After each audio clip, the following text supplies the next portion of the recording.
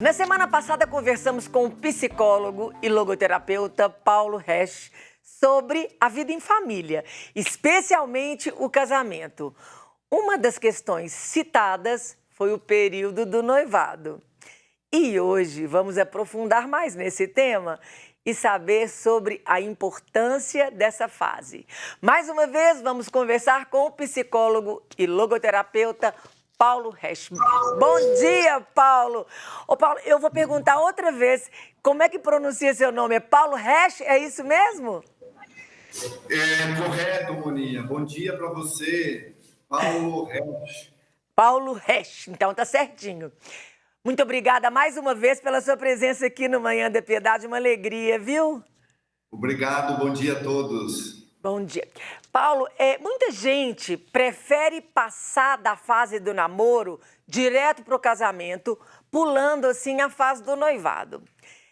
O que se perde com isso? Olha, Moninha, eu fico muito feliz de poder falar também sobre esse assunto. Veja, mas é importante a gente perceber o seguinte: eu tenho algumas premissas. Primeiro, o ser humano, ele não pode ser reduzido a uma fórmula. Não existe uma fórmula que vai dizer assim, esse aqui vai aqui, assim vai dar certo sempre. Ou sempre é necessário fazer assim porque não é garantia. Então, mesmo o melhor dos noivados não é garantia de um casamento de sucesso, feliz, etc. Mas para responder a pergunta, é necessário perceber alguma coisa. Por exemplo, qual é o que caracteriza o tempo do namoro? E o que caracteriza o tempo do casamento? Aí a gente entende a novidade da proposta do noivado. Inclusive, eu estou falando aqui numa rede, num ambiente onde professamos uma fé, professamos o cristianismo, e cabe ressaltar que o noivado é uma proposta dentro da Igreja Católica. É o Papa Inocêncio III que começou com essa proposta. Diz, olha, é necessário um momento antes do casamento, um momento entre namoro e noivado, namoro e casamento. Mas eu deixo a pergunta primeiro aqui. Vamos refletir. O que caracteriza o namoro? Namoro é um tempo de conquista. Isso parece tão óbvio, né? Os namorados fazem um esforço gigantesco para encontrar a namorada e vice-versa. A gente dá tempo, dedicamos tempo para quem a gente quer conquistar. Casamento, essa conquista já está definida, aparentemente. Por isso que quando eu acompanho casais, eu pergunto, vocês estão namorando? Casais, às vezes de 15 anos, 20 anos, vocês estão namorando? É fundamental continuar esse namoro. Mas então, e aí, como é que fica? Qual é a importância do noivado? O casamento tem outra característica, além de ser, segundo nossa proposta, de ser definitivo. Ele tem outra característica, que é uma espécie de contrato já definido, assinado. O noivado é esse pré-contrato. Ou seja, quando nós compramos uma camisa, compramos uma bolsa, uma mala, compramos um relógio, esse relógio passa a ser meu. Eu tenho posse desse produto. O casamento tem esse risco, Moninha, de que nós tomamos posse do outro. Esse é um grande risco do casamento. Posse do outro. Quando eu decido, você não pode isso, você não pode aquilo, você precisa fazer assim. O noivado já é uma espécie de contrato, só que não é definitivo. Então, o noivado tem essa importância fundamental. E, infelizmente, passou, parece que é fora de moda, mas não é verdade.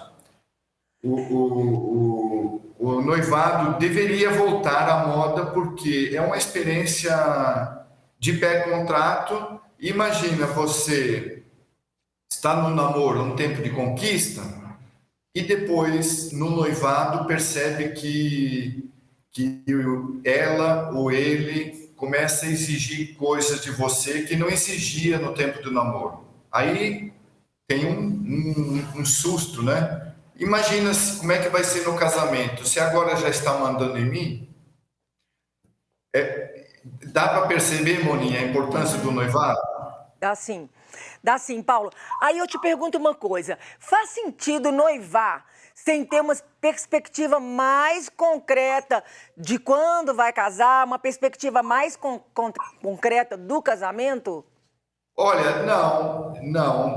É importante sim que esse noivado ele não seja um noivado eterno, porque o noivado não é justamente o casamento. Mas é importante sim que exista um projeto, né? É comum dentro da experiência do noivado as pessoas começarem a decidir onde morar, que imóveis usar. Tantos começam a comprar, né? Os objetos, aquilo que é o mais caro, o que precisa um planejamento de longo tempo. Mas se espera que o noivado não dure mais de 2 anos. 2 anos seria um tempo limite. Noivado de 1 ano é também um tempo necessário assim para se planejar um bom casamento. É só o tempo de passagem, né? De planejamento do casamento e não ficar a vida inteira noivando, que a gente vê as pessoas que ficam noivas 8 anos noivando, né, Paula? E não dá certo também, né? Exato. É verdade. Tradicionalmente, era bem comum o homem pedir a mão da mulher em casamento ao pai dela. Esse costume Sim. tem se perdido? Por que tem se perdido? E se tem um significado importante por trás disso, do homem pedir a mão para o pai? Tem porque é o compromisso de mais pessoas, né? É uma tradição, sim, mas veja, o que é que nós estamos perdendo? Nós estamos perdendo a cultura desses valores tradicionais, a cultura da família, a cultura do relacionamento. Existem tantas brincadeiras maldosas, né, em relação a sogro, sogra, talvez até mais com a sogra, né? Mas por quê? Porque se percebe que muitas vezes a família dele ou dela interfere na vida do casal. Esse é um outro extremo que o casal deve ter muito cuidado. Não é, ele não pode permitir que outra família interfira na família do casal. Mas o pedir a filha em casamento coloca um compromisso. O meu compromisso com a minha esposa, tanto que eu vou pedir esta autorização. E o compromisso do pai de continuar sendo o pai da filha, mas de entregar. Esta é a beleza da experiência. O pai entrega, ou seja, o pai deixa de ser aquele pai mandão, o pai que tinha autoridade, que podia dizer, naturalmente, até uma certa idade, né? Mas ele entrega a filha, não é somente o noivo que vai pedir, é o pai que entrega. Então tem essa beleza que é um compromisso de famílias que estabelece um novo relacionamento, é um outro patamar. Ô Paulo, como saber, como que o casal vai discernir, vamos dizer assim, a hora certa para casar, o namorado, a hora certa de pedir a namorada em casamento? Qual que é o melhor momento e como perceber isso? Olha, eu indico algumas condições essenciais.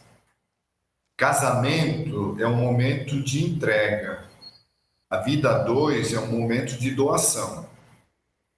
Agora, eu só posso me doar completamente se eu sou capaz de estar de pé sozinho.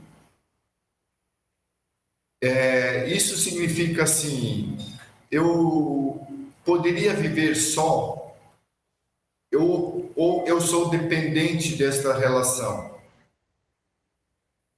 Com que condições eu vou me doar se eu dependo do outro, por exemplo, emocionalmente? Se eu não posso estar longe do outro. Veja como é uma dinâmica sutil. O amor supõe a presença do outro também, num certo nível, mas supõe também a capacidade, a nossa capacidade de estarmos de pé sozinhos. Porque, por exemplo, quando a esposa cuida dos filhos, naturalmente ela dá menos atenção para o esposo. Então, o esposo deve ter condições de perder esta presença. Imagina uma mãe, uma esposa que depois de um tempo de gravidez nascem gêmeos ou trigêmeos. Esse esposo terá condições de perder a esposa por um certo tempo? E vice-versa, se o esposo, se ele precisa dedicar-se mais ao trabalho, ela terá condições de estar sozinha? Sozinha entre aspas, né? Porque não é que termina o casamento, mas é fundamental esta capacidade de estar só. Exatamente, para eu poder conviver em dupla, eu preciso estar inteiro comigo. Eu lembro muito daquela analogia de quando as máscaras de pressurização caem no avião. Primeiro coloca em você, para depois cuidar do outro. Você primeiro tem que estar bem, Maravilha. você primeiro tem que se amar, para depois cuidar e amar o outro. E é isso. Exatamente. Quando você fala da separação, né? O romper o noivado é muito mais doloroso do que terminar um namoro, não é mesmo? Qual que é o Sim. conselho que você dá para quem já passou por isso ou quem está passando por isso? A experiência de romper um noivado? É. Olha, eu vejo que é importante descobrir sempre o sentido e como podemos realizar valores. Porque romper um noivado é ruim, mas ainda é menos pior do que romper um casamento. Agora veja, quando não fazemos, quando o casal pensa que pode sair do namoro para uma vida já, entre aspas, de casado, ele está perdendo essa oportunidade de um compromisso, de um contrato que não é definitivo. O noivado é um tempo de contrato temporário. Por isso que eu costumo caracterizar também um pouco mais, passamos aí muito rapidamente, sobre o tempo do namoro. Mas namoro, ele tem suas características, eu costumo usar assim, namorar uma pessoa significa conhecer pessoas. Porque enquanto se namora uma pessoa, eu não estou proibido de conhecer outras. Agora, um noivo, uma noiva, não é que ele fica conhecendo outras pessoas para ver se existe possibilidade de casar com outras pessoas. Não teria sentido. Mas, justamente porque o noivado é uma espécie de contrato, um pré-contrato. Romper esse contrato significa um rompimento que será desagradável, com certeza. Quem sabe, olha, o casal já comprou o fogão e a geladeira e aí rompe.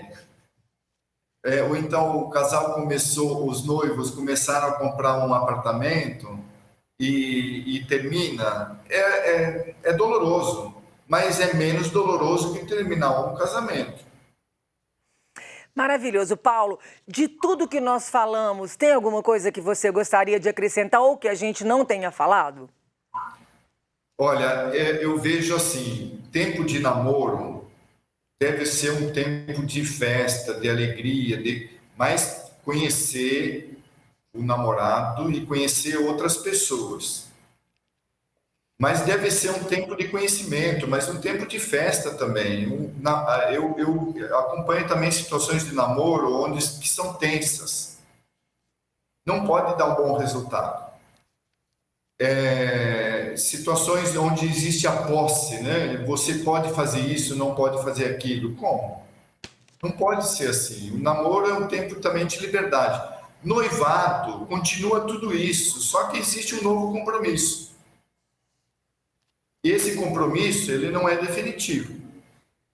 E aí nós conhecemos o outro. Existe uma outra frase também que diz assim: dê poder a uma pessoa para conhecê-la.